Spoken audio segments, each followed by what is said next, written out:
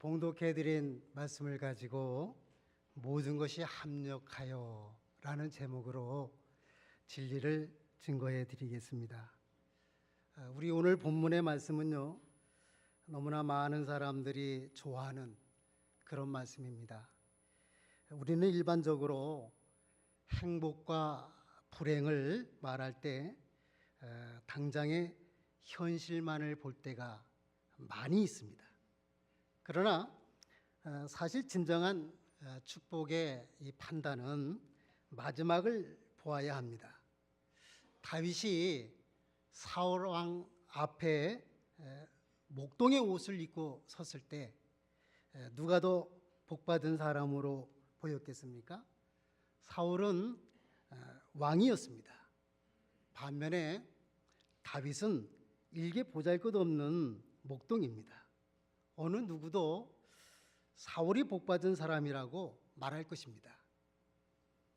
그러나 그들의 마지막은 어땠습니까?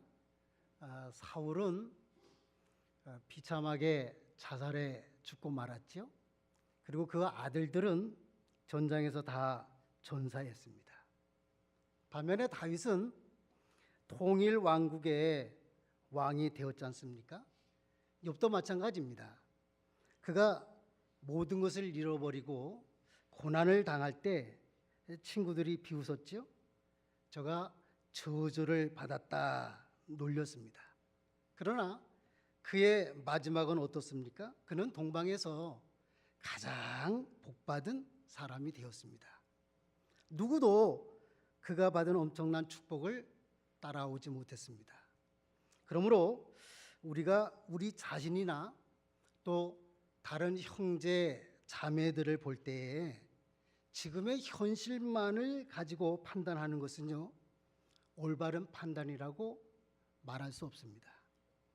우리는 때때로 현재 내가 바라는 현실이 아니기에, 내 뜻대로 되지 않기에 어려운 일들을 만났기 때문에 하나님의 축복과는 멀어져 있다, 그렇게 생각할 때가 있어요. 이것이 모든 것이다, 그런 생각을 하기도 합니다. 그러면서 하나님께서 준비하신 그 나중의 축복을요, 망각을 해버려요. 그러나 오늘 본문은 우리가 그런 생각이 얼마나 어리석은가에 대해서 밝히 증거해 주고 있습니다. 그러면 오늘 본문을 살펴보도록 하겠습니다. 첫 번째로 본문에 보면은요, 축복의 대상에 대해서 말씀하고 있어요. 본문 28절 상반절을 보겠습니다.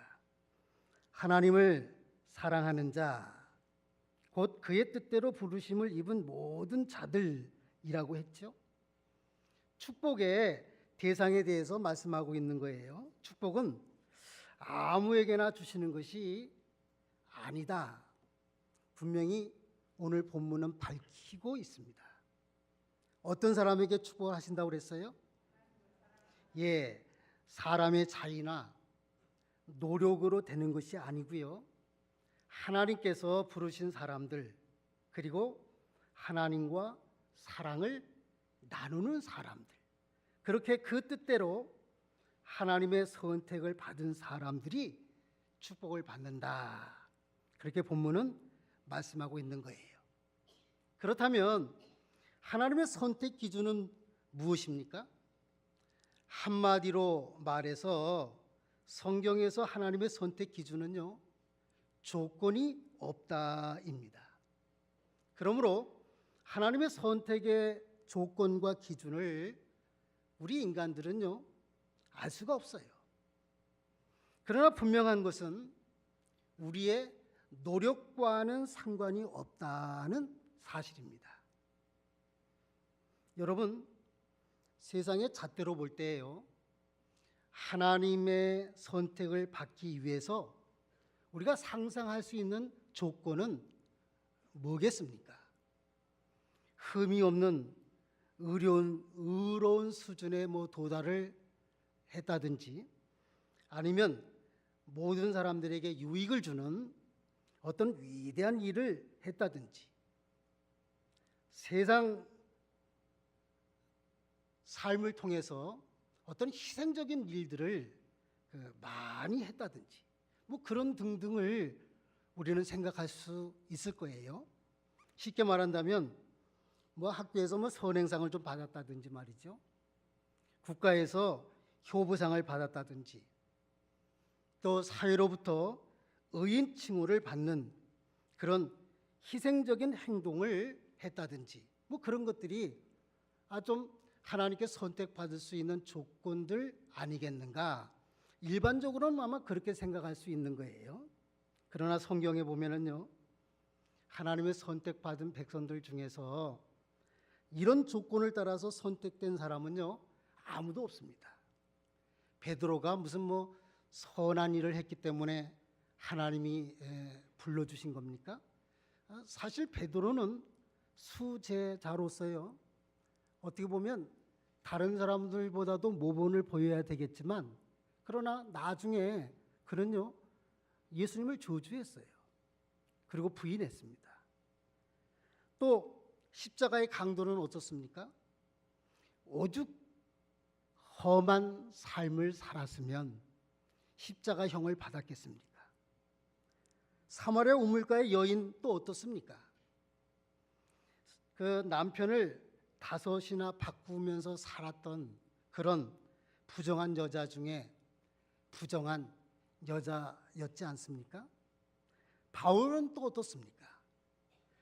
그는 믿는 사람을 핍박했던 그의 말대로요 그 괴수 중에 괴수였던 사람이었어요.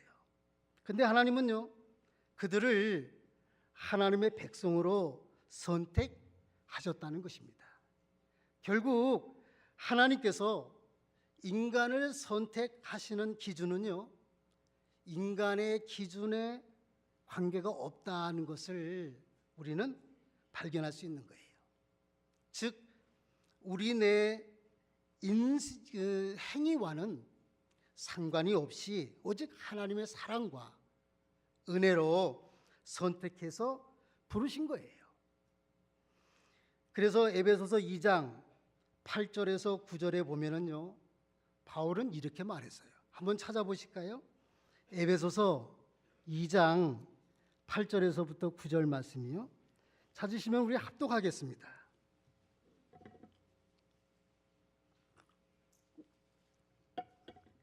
시작. 너희는 그 은혜에 의하여 믿음으로 말미암아 구원을 받았으니 이것은 너희에게 난 것이 아니요 하나님의 선물이라. 행위에서 난 것이 아니니 이는 누구든지 자랑하지 못하게 함이라. 믿으십니까? 수원교도소에서요 사형을 담당했던 한 직원이 예수를 믿게 된 간증을 읽어본 적이 있습니다. 자신은 사형수들이 죽는 그 순간을 많이 보아왔답니다. 감옥에서는요 그 사형수들을 전도하는 그런 선교회가 있는데요 거기에서 전도를 받고 그 악하던 사형수들이 회개를 하고 새 사람이 돼가지고 변화되는 경우가 많다고 그러죠. 그런데 이분은 어떻게 해서 믿음을 갖게 되었는가 하면 그들이 마지막 죽는 그 순간을 보고서 나도 예수 믿어야 되겠다 그런 감동을 받았다는 거예요. 천주교를 믿은 사람은요 신부가 아무리 권면을 해줘도요 또 안심을 시켜줘도요 막상 그 교수대 앞에 서면은 공포에 질린 얼굴을 하면서 죽는답니다. 불교를 믿는 사람도요 벌벌 떨면서 스님에게 살려달라고 애원을 하면서 죽는다고 그래요. 그때까지 아무 종교도 갖지 아니한 아주 독한 그런 인성을 가진 불신자들은요 죽을 때 뭐 국가와 법을 저주하고 이를 갈면서 교수대에 오른다고 그래요. 반면에 기독교를 믿는 그 변화된 사형수는요, 오히려 다른 사람들을 격려하고 아주 환한 표정으로 목사님 먼저 갑니다 그러면서 찬송을 부르면서 죽는 경우가 대부분이더라는 거예요. 그들이 주로 부른 찬송가가 547장이라고 그럽니다. 나 같은 죄인 살리신 그 찬송을 부르면서 목사님 저 먼저 갑니다 그러고 죽더라는 거예요. 그 모습을 보면서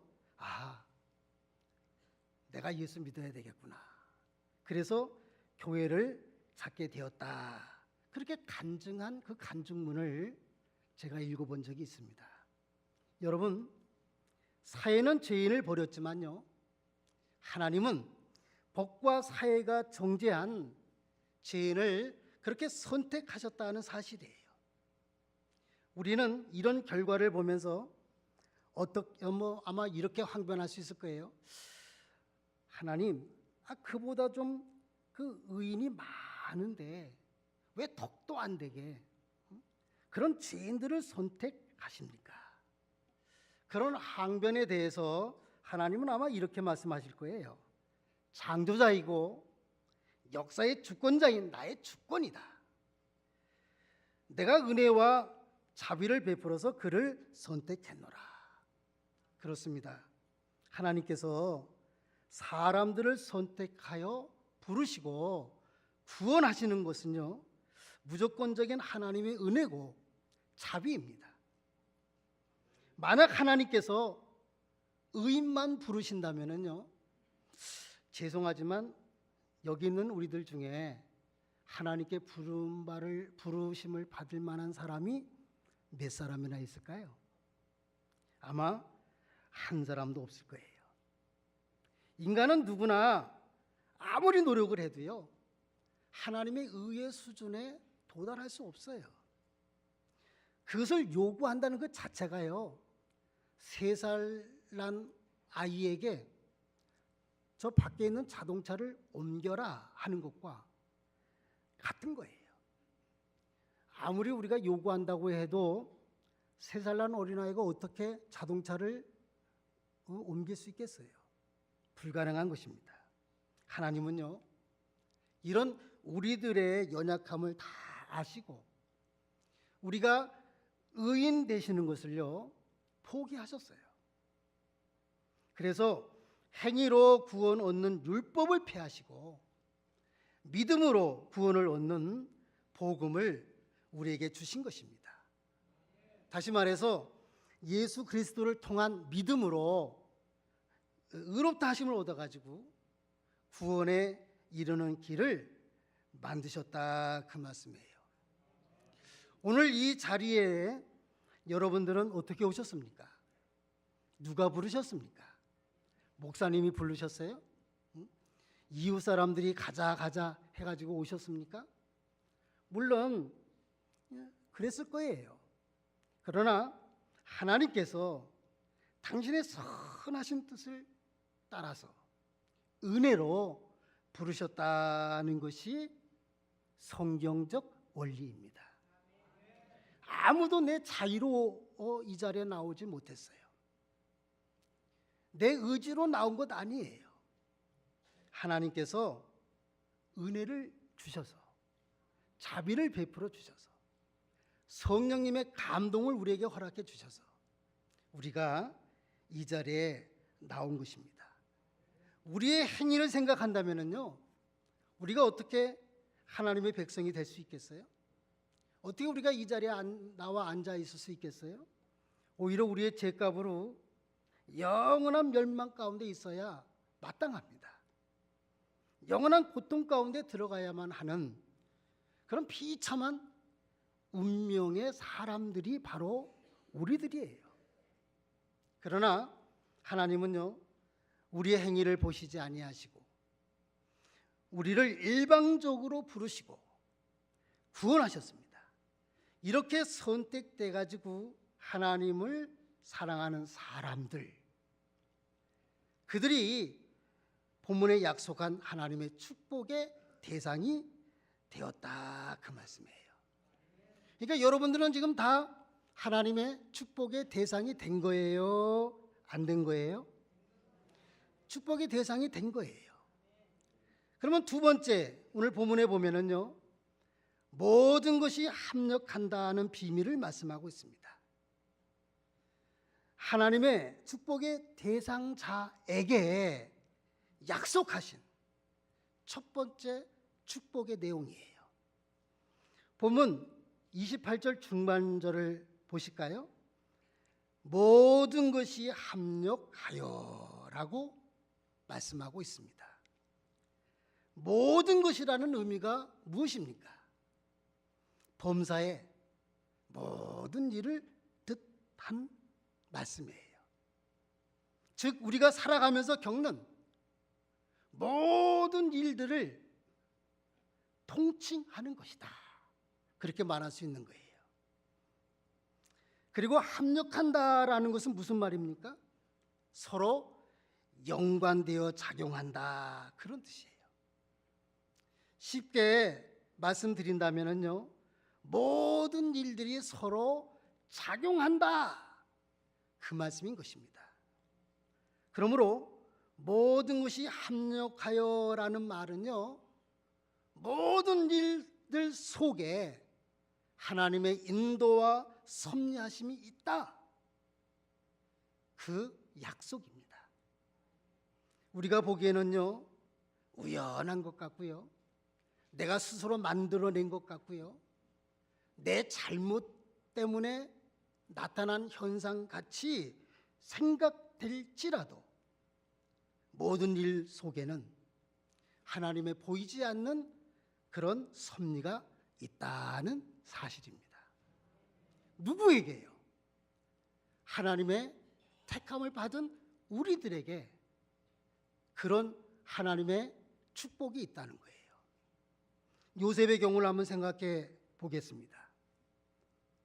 요셉의 형들이 요셉을 어떻게 했어요? 구덩이에다가 던져버렸죠. 근데 마침 누가 지나가요? 예? 애굽의 장사꾼이 지나가잖아요. 우연히 지나간 것 같죠. 근데 그 장사꾼에게 이 형들은 요셉을 팔아버렸습니다. 우연히 그렇게 맞아 떨어진 것 같죠. 그들은 요셉을 사가지고 어떻게 했어요? 예? 보디발 장군 집에다가 팔아버렸습니다. 우연한 것 같죠. 또 거기서 보디발의 아내의 유혹을 물리치다가 어떻게 됩니까? 그만 감옥에 갇혔습니다. 우리 쉽게 말하는 말대로 표현을 하면은요, 참으로 기막힌 운명이다, 그렇게 말할 수 있을 거예요. 종으로 팔려간 것도 억울한데요, 모함을 받아가지고 감옥에까지 가게 된 거예요. 어떻게 이것을 하나님의 섭리라고 여길 수 있겠습니까? 하나님의 인도와 섭리라고 믿기에는요, 너무나도 이해할 수 없는 일 아닙니까? 감옥 안에서는 또 어땠습니까? 왕 곁에서 왕 그 옆에 모시고 있었던 그런 신하들을 만났어요. 그들 역시 그건 역시 우연한 일이라고 뭐 우리가 치부를 한다면 할 수 있을 거예요. 그리고 그들의 꿈을 해석해 주면서요, 이제 요셉은 부탁을 하죠. 나는 여기 들어올 죄를 짓지 않았다.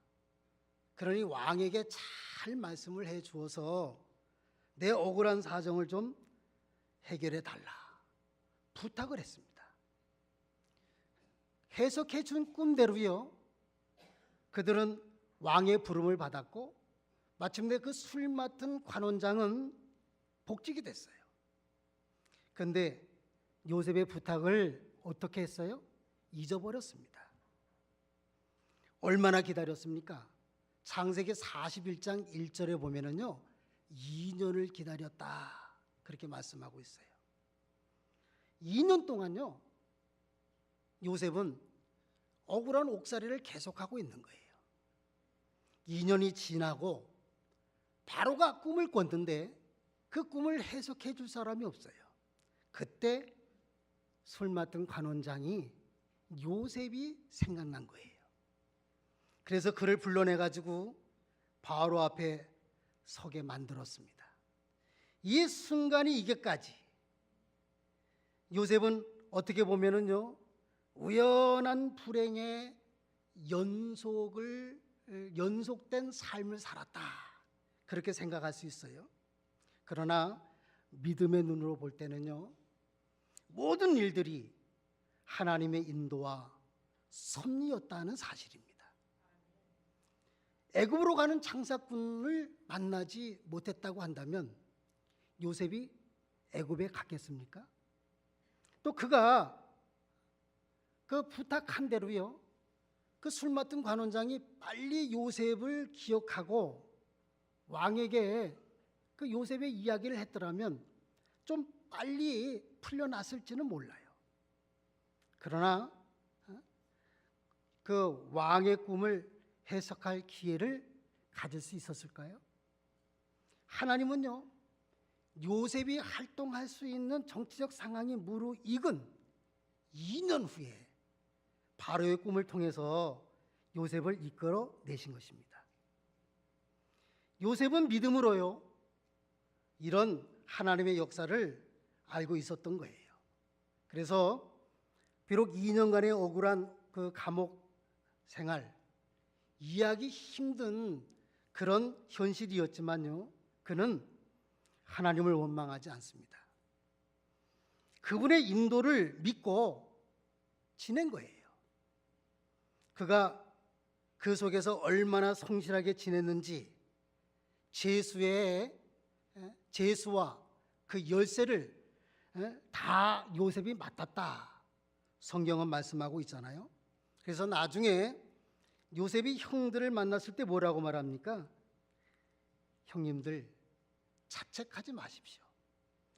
형님들이 나를 판 것은 오늘의 나를 만들기 위한 하나님의 섭리였습니다. 그렇게 말하면서 위로를 했습니다. 모든 일들이 서로 합력하여라는 의미는 바로 이런 뜻이에요.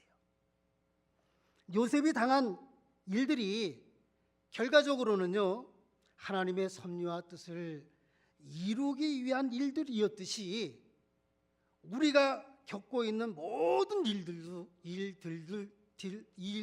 일들도 역시 다른 사람들 보기에는요, 우연한 것 같이 보이고요, 내가 실수한 것 같이 보이고요, 뭐 누구 때문에 그런 것 같이 그렇게 보일지 몰라도 결과적으로는 하나님의 섭리와 하나님의 뜻을 이루기 위해서 있게 되었던 모든 사건들이다, 그 사실입니다.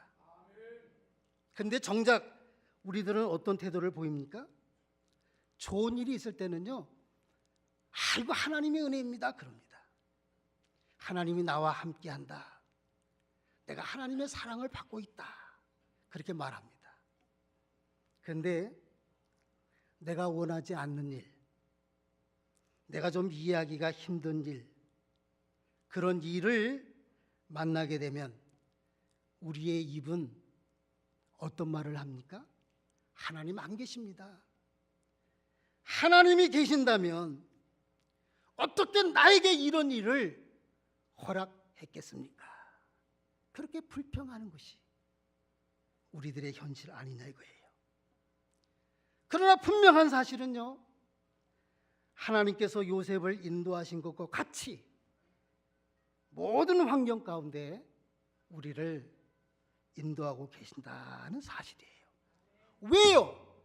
하나님이 나를 당신의 사랑하는 백성으로 삼아 주셨으니까요. 세상 사람들은 상관없어요.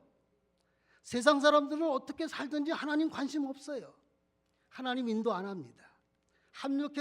합력하지 않아요. 그러나 하나님이 선택한 백성에 대해서는 하나님은요 끝까지 책임져 주시는 거예요. 그래서 하나님은 합력하여라고 하는 축복을 내려주시는 거예요. 그것을 오늘 본문은 우리에게 약속하고 있는 거예요. 사랑하는 성도 여러분, 오늘 이 사실을 본문을 통해서 확신하시기를 바랍니다. 그래서 다윗이 시편 23편에서 여호와는 나의 목자시니 내게 부족함이 없으리로다 라는 찬양을 했던 것처럼 어떤 상황에서도 어떤 일을 만나더라도 여호와는 나의 목자십니다 라는 찬양을 할 수 있으시기를 주님의 이름으로 축원합니다. 세 번째로 본문에 보면은요 정하신 축복된 좋은 결과에 대해서 말씀합니다. 하나님의 축복의 대상에 대해서 약속하신 결론적인 축복의 내용이에요. 본문 28절 하반절을 보겠습니다. 선을 이루느니라 하셨습니다. 모든 일들의 목적과 목표에 대해서 말씀하고 있는 내용이에요. 선을 이룬다 하는 것은요 결과적으로 하나님께서 정하신 축복된 좋은 결과에 이르게 된다 그 뜻이에요. 즉 우리를 인도하시되 선하고 복된 목적을 가지고 인도를 하시고 결국은 그것을 이루신다 그 약속의 말씀인 것입니다. 요한복음 10장 9절에서부터 10절 말씀, 우리를 부르시고 우리에게 찾아오신 주님의 선한 목적에 대해서 말씀하고 있는 내용인데요, 한번 다 같이 찾아서 합독하겠습니다. 요한복음 10장 9절에서부터 10절이요. 합독할까요? 시작. 내가 문이니 누구든지 나로 말미암아 들어가면 구원을 받고 또는 들어가며 나오며 꼴을 얻으리라. 도둑이 오는 것은 도둑질하고 죽이고 멸망시키려는 것뿐이요 내가 온 것은 양으로 생명을 얻게 하고 더 풍성히 얻게 하려는 것이라. 믿으십니까? 원수인 사탄은요 우리를 멸망과 패배로 인도하지만요 주님은요 우리를 인도하시되 결국에는 풍성한 생명과 축복으로 이끄신다 그 약속의 말씀인 거예요. 즉 우리를 향한 하나님의 복되고 선한 목적이 있다 그 약속이에요. 아브라함은요 한때 그 먹을 것이 없어가지고요 애굽으로 구걸하러 갔었던 때가 있었습니다. 그러나 종국에는 축복의 근원이 되고 믿음의 조상이 되었죠. 모세는요 한때 세상에서 가장 영화로운 그런 왕자 생활을 했었죠. 왕자의 자리에 있었어요. 그러나 하루아침에 아무것도 없이 도망다니는 그런 거짓 신세의 자리까지 내려가기도 했습니다. 근데 그의 종국은 어떻게 됐어요? 위대한 역사장, 가장 위대한 민족의 지도자가 되었다는 사실을 우리는 성경을 통해서 확인하고 있죠. 히스기야 왕, 종기로 인해 가지고 한때는요 죽을 병이 들었습니다. 그러나 그의 종국은 어떻게 됐어요? 이스라엘 역사에서 세 번째 선왕으로서 백성들의 흠모의 대상이 되었습니다. 그러므로 때로는 거칠고 험한 환경을 지날 때도 있지만요 하나님은 우리를 인도하시되 선하고 결과적으로는요 복된 목적을 가지고 이끌어 주신다는 것입니다. 성경에서 주님을 이 땅에 보내주신 목적을 말씀하실 때 우리의 영원한 미래를 위하여서라고 말씀하셨습니다. 그리고 주님은요, 영원한 멸망에 처해야만 하는 우리를 구원하시기 위해서 십자가에서 우리의 죄를 대신해서 돌아가셨죠. 그리고 주님은요, 지금 무슨 일을 하십니까? 무슨 일을 하고 계세요? 예? 우리를 위해서 찬란하고도 영원한 미래를 준비하고 계신다는 것입니다. 죽음도 아픔도 고통도 없는 영원한 축복의 나라를 예비하고 계시는 거예요. 우리에 대한 주님의 최종적이고 종국적인 선한 목적은 이러한 영원한 축복입니다. 믿으시죠? 강원도에서 목회하고 계신 목사님의 간증문을 읽어본 적이 있습니다. 요약을 하면은요, 처음에 교회에 부임을 해갔는데 교인이 많지 않아요. 많지 않은 교인들이 목사님 신방 열심히 해주십시오 해가지고 자전거를 한 대 사줬습니다. 자전거를 타면서 열심히 신방을 했는데 그만 얼마쯤 타다 보니까 자전거가 망가져 버렸어요. 걸어다니는 것을 본 그 이웃에 있는 어떤 형제가 90cc 조그만 오토바이를 또 하나 사줬어요. 이 오토바이를 타고요, 서울을 방문할 일이 있어가지고 서울을 올라갔는데 그만 그 90cc 오토바이를 잊어버린 거예요. 그래서 아주 낙심 가운데 돌아왔는데 그 사실을 안 어떤 집사님이 제가 타던 오토바이가 한 대 있는데 그 오토바이를 타시겠습니까? 하고 250cc 오토바이, 거의 새 것과 같은 오토바이를 주더라는 겁니다. 그래서 그 오토바이를 타고 2년 남짓 신방을 잘 했는데 그만 본의 아니게 사고가 나버렸어요. 심하게 다친 건 아니지만 다리를 다치고 난 다음에 다시 그 오토바이를 타고 싶은 마음이 없어졌어요.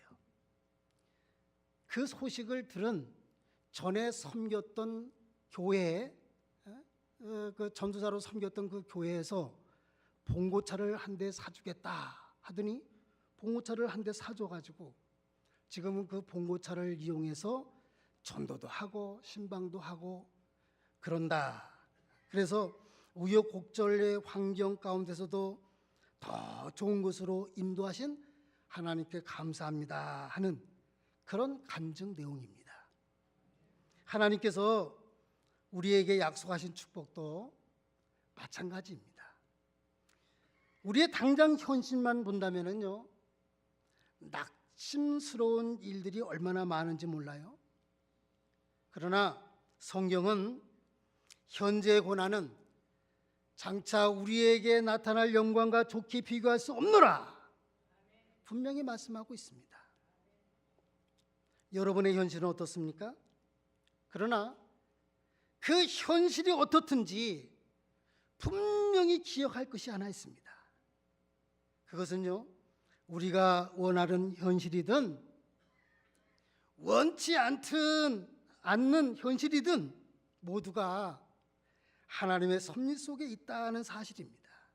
그리고요, 그 모든 일들이 작용하고 합력해가지고 하나님의 풍성하고 축복된 선한 목적을 이루어 가고 있다는 것입니다. 하나님의 최종 목적은요, 저 영원한 아름다운 천국이에요. 아브라함이 우리에게 보여준 최종 하나님의 선한 목적은요, 뭐였습니까? 축복의 근원, 믿음의 조상이었어요. 모세의 하나님의 선하신 최종 목적은 어디에 있었습니까? 위대한 이스라엘 민족의 지도자였습니다. 그렇듯이 하나님은요, 지금도 당신의 선택한 백성, 당신의 뜻대로 선택한 우리들에 대해서 최종적인 목적지는요, 가장 나에게 좋은 것. 세상적 기준으로는 다르게 보일 수 있을지 몰라요. 다른 사람들이 볼 때는 어떻게 보일지 몰라요. 그러나 하나님께서 보실 때 나의 가장 좋은 것으로 축복하시는 것이 하나님의 최종 목적이에요. 오늘 본문이 그것을 우리에게 약속해 주고 있잖아요.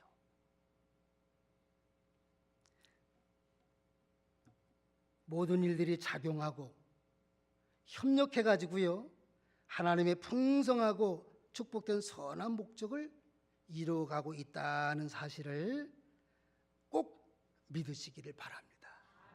결론을 맺겠습니다. 사랑하는 성도 여러분, 우리를 향한 하나님의 풍성한 선한 목적이 있습니다. 하나님은 그 목적을 가지시고 우리를 불러주신 거예요. 오늘 본문이 말씀하신 하나님의 약속을 확신하시길 바랍니다. 그래서 지금 나의 환경이 어떻든지 나를 통해서 이루시는 하나님의 역사를 체험하시면서 마침내 하나님께 감사와 영광을 돌리는 그런 축복된 삶을 사시기를 주님의 이름으로 축원합니다. 기도하겠습니다.